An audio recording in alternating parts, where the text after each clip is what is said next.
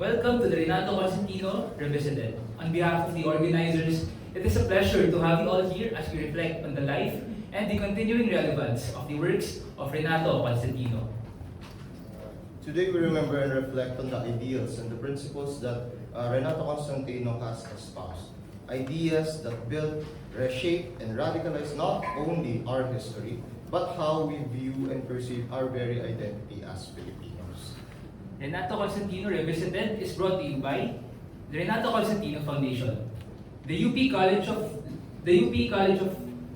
Media Communication for the warm welcome and initiative, And the UP Alpha Phi Beta fraternity, to which Renato Constantino had helped formally establish as a founding member, as well as he had set an example as championing his critical and nationalist beliefs in setting the values of the fraternity. And of course, the Dean of the UP College of Media and Communication, our very own Dr. Diosa v. Labiste for hosting and supporting this event. As we go through today's program, we also invite you to engage with Mr. Constantino not just as a historical figure, but as a thinker whose ideas continue to challenge us today. Throughout this program, we'll be sharing brief glimpses into his life as a historian, as a journalist, as a scholar, and as a public intellectual, whose works pushed Filipinos to question the dominant colonial narrative and has become a trailblazer of critical nationalist discourse. So as we begin today's program, we acknowledge the presence of Dr. Dean Labiste, whom we would like to call on now to give the opening remarks to formally begin today's discussion. Our guest, Dr. Raja Rashia, Dr. Rosalinda Ofreno,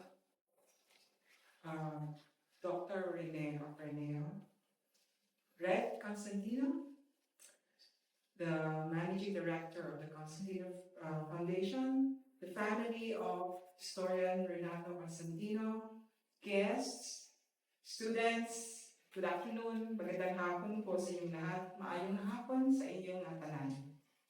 It is an honor for the College of Media and Communication to host this convocation to remember the eminent historian Renato Constantino and his wife Leticia Rojas Constantino. Through their books and scholarly engagement, they have given us so much by shaping generations of Filipinos who have embraced their nationalist views of history.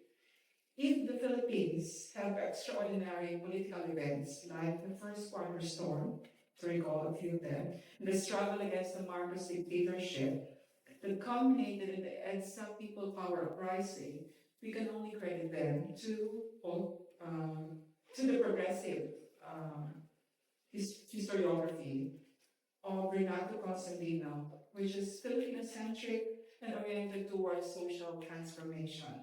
A nationalist analysis through the lens of Renato Constantino is needed in this time to examine the geopolitical volatility, like the war in the Middle East, and the return of authoritarianism in the world, as shown in the particular punitive populism of Rodrigo Duterte. And now all of this reshuffled the politics globally and also in the home front. I will leave that to Dr. Rasha to discuss the ramifications of the current events in connection with the nationalist views of Renato Constantino. He's an expert on the topic, and we are all eager to listen to his lecture. But part of this task of welcoming you to this convocation is to express what probably is an urgent task of this college, which offers a journalism degree since 1966, when it was established as an institute and later elevated into a college. This college has yet to examine the journalism of Renato Constantino. And as a dean of this college, I have to say this with much regret. Of the numerous honor and recognition of Renato Constantino, one is often missed out is his journalism. He was a student journalist and said to the youngest editor of the Philippine Collegian, where he wrote columns criticizing the President Manuel Quezon. During World War II, he worked as a journalist. In the next 50 years or so in his life, he wrote columns for various newspapers and also for alternative or anti-Marcos press and mainstream newspapers. And his arrest during the Marcos Martial years was in connection with his newspaper writing in the We Forum, which was raided and shut down in 1982. In his introduction to a small volume, The State of the Philippine Press, published in 1983, Renato Constantino underscored the importance of the social analysis of the press. He wrote, "The press cannot be discussed without knowing the society of which it is a part. The ultimate analysis of the press would mean analysis of the society which the press is a reflection of." I would say that in this age of disinformation, fake news, conspiracy theory, and deep fakes brought by artificial intelligence, the words of Renato Constantino is both an argument and a challenge for journalists and scholars alike to undertake a more serious study of the media, both the legacy and social media. Which means that it is not too late yet for this college, which his granddaughter is among his faculty, and this is also one of his granddaughters is our alumni. Is Carmina Constantino here? Yes. It's regarding to you. This college should commit itself to a scholarly engagement with the body of work of Renato Constantino as a journalist.